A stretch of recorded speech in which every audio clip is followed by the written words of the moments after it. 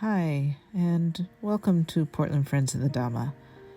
I'm Sakula, Mary Renard, Spiritual Director. I'd like to give you a brief introduction to our community in hopes this supports you to join us sometime for one of our special or weekly events. The founding of this urban refuge, as we like to call it, was inspired when I came into contact with Longpor Pasano back in 1996 or 7, too many years actually to recall exactly. I was impressed by his guidance and his living example of one embodying the Buddhist training, so much so that I wished that others in my home region could have the same benefit and the same opportunity as I was receiving. As he lived in Northern California and I in Portland, Oregon, I asked him if I were to gather folks together in my hometown, would he come and teach us? He and several revered monastics since, both male and female, have been accepting our invitation every year. Here's a view of our shrine room during one of these events. That's Ajahn Tanisro, also known as Ajahn Jeff, offering us guidance. And here's how it will look when you first arrive in a not-so-busy weekly event. You'll walk in the front doors and be greeted by a small group of maybe 15 or 25 individuals. You can find a place to sit and help yourself to one of the stacked chairs or cushions along the side walls if you don't see a place to sit.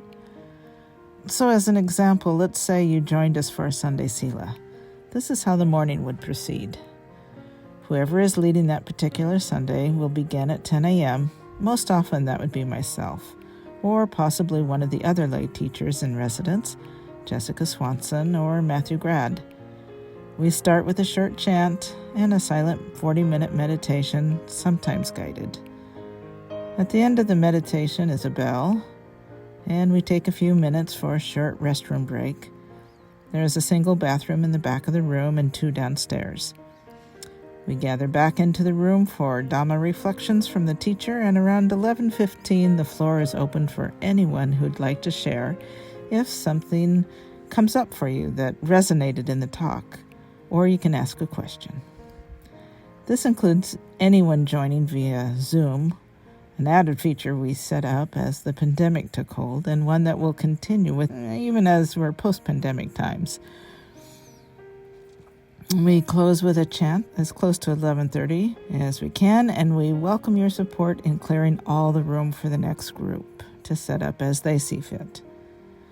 As we clear the floor, this is also a time for folks to mingle. Perhaps go downstairs to visit the library, pick out a few books to take home for your study or pleasure. All the books are sponsored for free distribution, so take whatever you might find useful. And as we enter post-pandemic times, we'll begin to engage in chat and snack again, too. Sometimes there's cakes, sometimes crackers and cheese, and once in a while there might even be pizza. Whatever folks offer, because it's a potluck, is what we receive. But one thing is for sure, there is always tea and coffee and good folk to visit with. So thanks for stopping by. I hope you decide to visit our community, our urban refuge one day. Our community welcomes you. Wishing you a pleasant day and warm friendships. Bye-bye.